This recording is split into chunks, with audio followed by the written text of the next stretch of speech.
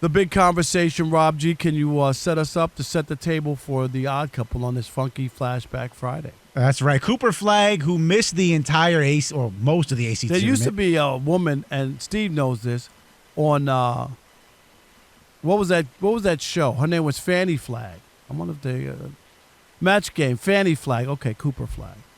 I'm sure there's like 35 people who care about that reference. I'm sorry. Love it. Fanny Flagg. But anyways, Cooper Flagg was nursing an ankle injury. We didn't know if he was going to play in today's game until probably about Thursday. Yesterday was confirmed.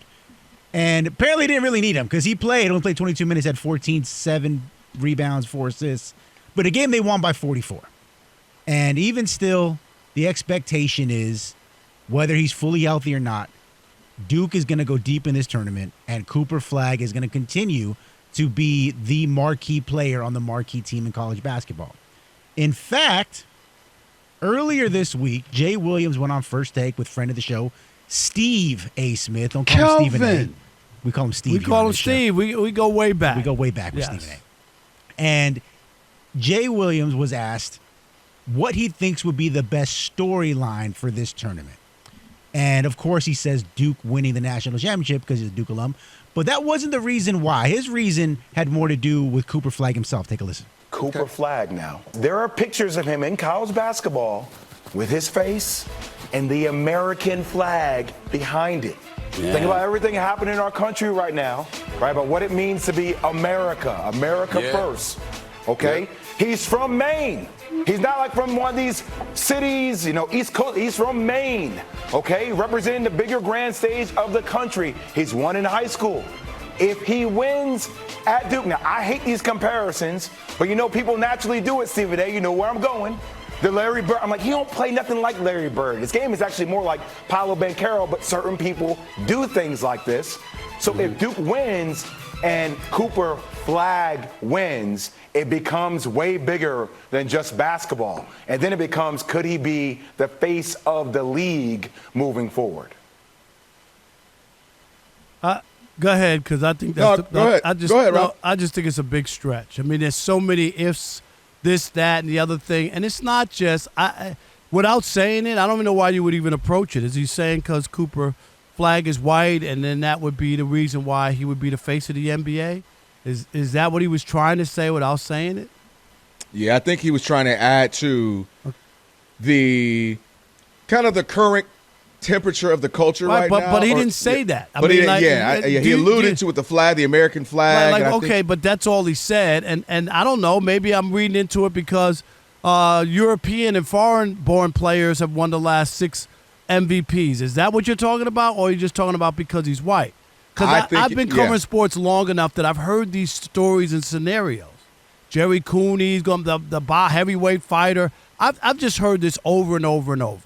And I lived through when Larry Bird first came in the league. And I was there when I remember it very vividly when Isaiah and Rodman talked about about Larry Bird. And if you watch the games back then, and I did, it was all about Larry Bird. He'd make a bounce pass, and they would act like no one had ever had a bounce pass. No, it was really bad. Yeah. And the other thing, too, is you had 2 white announcers during the game, and they were both from Boston, Dick Stockton and Tommy Heinsohn.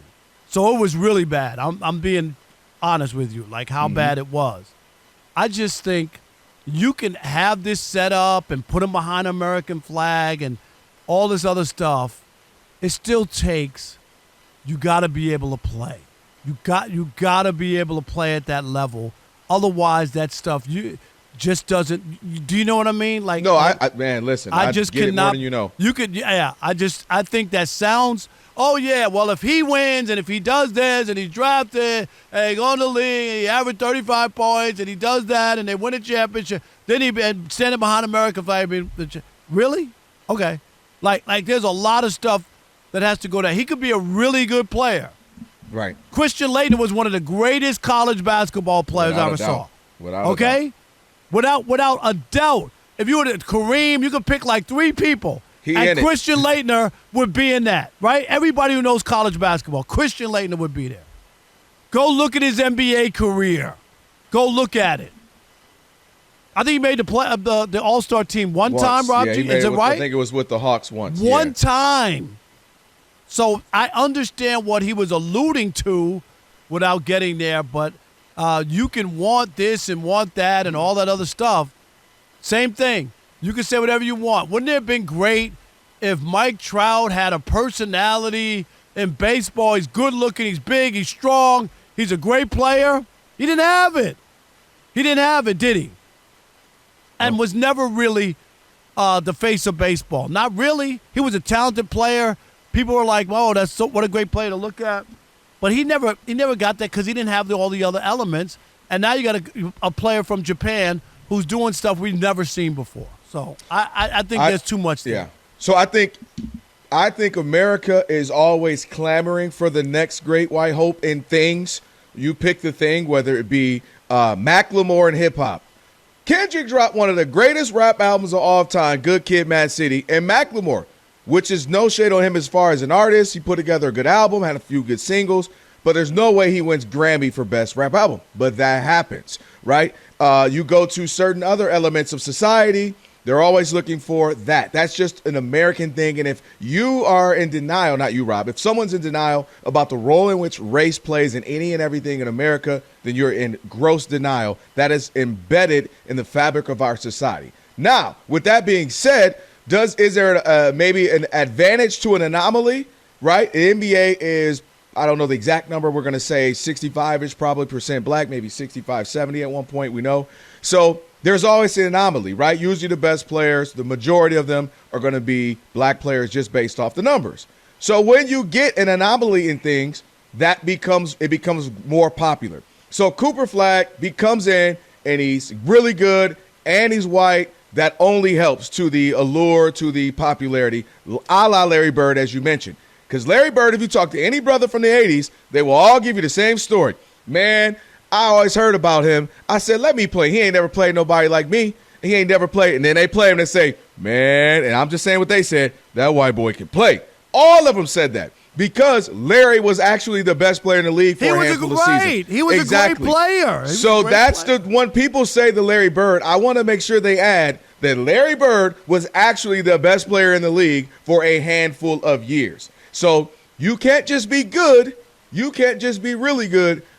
Cooper Flagg has to come in, have some swag, some sauce, and be really good. And be very good and be one of, if not the best players in the league for a chance. Because it ain't easy. It encompasses, as we mentioned, Jason Tatum's one of the best players. He's the current reigning champ.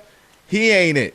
You know, Tim Duncan was a 5-time champ, 2-time MVP, so on and so forth. He wasn't it, per se. So Cooper Flagg has an opportunity because he's really good in college. He'll be the first pick, would have been the first pick last year, even out of high school if they didn't have the one and done. And he has an opportunity, but he's got to be very good, one of the best, if not the best, and he's got to still have something about him, something else. But I do believe, and my final point is America will be clamoring. They are always clamoring for the next great white hope. That's just the way the society is, in my opinion. And so he has that opportunity, but he has to live up to it, and that means being great. Kevin in Culver City, you're on the Odd Couple Fox Sports Radio. What's up? God is good. All Yes, the sir. time. Hey, real quick, Kelvin, you're right. Good Kid, Mad City, that's one of the best hip-hop albums of all time, right up Right. with the Chronic. But that Macklemore album was all over the radio that year with Thrift Shop. That was a radio. I agree. radio. Remember I said it was a good album. He has some banger singles on it. I agree. Yeah, absolutely. In terms of the white player, I've asked some of my hoopers, white players who follow basketball, what's the big deal about this? Luka Doncic is a great player. He can't be the face of the league. No, because they don't look. He's international. He's not from America. Yes. It's different, and I don't get it. But there's a difference, though. I'm telling you, like people don't look. They say he's European because wasn't born here. Yeah, and now people in Utah they want him because he's from America. Cooper Flagg. The last time I saw this, I'd probably say it was Adam Morrison, where it was so media drawn. I remember that, and he had the same kind of mustache as Larry Bird, and people were like, He's the next Larry Floppy Bird. hair, and people were like- like, yeah, floppy Larry hair, like- Bird, can yeah. you stop? You know what I mean? Like he didn't have any kind of a career in the NBA. Yeah. Chet Holmgren, he was a big time, media guy, but they weren't really pushing him like they were pushing Adam Morrison, even like Cooper Flagg. Because Adam Chet had the James ball, nice. he was more of a wing player than Chet. Chet, it was a big. Usually, you got to have the ball in your hands to get pushed like that nowadays. All right, thanks. Appreciate it, Appreciate you, Kevin. Yep. Drew in New Jersey, you're on the Odd Couple Fox Sports Radio. What's up, Drew? Hey guys, I think it's not necessarily why. I think it's more of like you don't see something you don't see very often. Just like Tiger Woods had that effect in golf, where you're like, Yeah. hey, you're not used to seeing that on the golf course. Probably like Right, but I will say this, Drew, and I'm not cutting you off. Yep. If he doesn't win, and that's my point, like he played, it wasn't just that, okay, he's a black golfer on the PGA Tour. I mean, he That's destroyed, that's the you know part. what I mean? It has to be You gotta- coupled, married with that. You got to be married with being like a great player. And Tiger What about Woods, like Michael Vick when he came out? Because I was super young, but I remember the Michael Vick effect. That was also a big thing. But it wasn't. No, we had seen some scramblers and running. Frank Tarkenton, Steve Young, even Randall Cunningham. Randall Cunningham had success, yeah. It was that what Michael Vick was doing. It was kind of married with a couple things. The swag with it and his running right off the bat. Like he got straight to the running, whereas everyone else tried to be, more of a quarterback. He said, "I'm a quarterback who I'm running as soon as it's there," and nobody had been that fast. But I get your point, and the point I was making was anomaly. That's the thing. So it's not often just race, but it is the anomaly. Something different is why it becomes a big deal. Serena and Venus, in a sport that there have been black tennis players, but they had dominated at a young age, and they were black girls from Compton. It made it a thing, a storyline.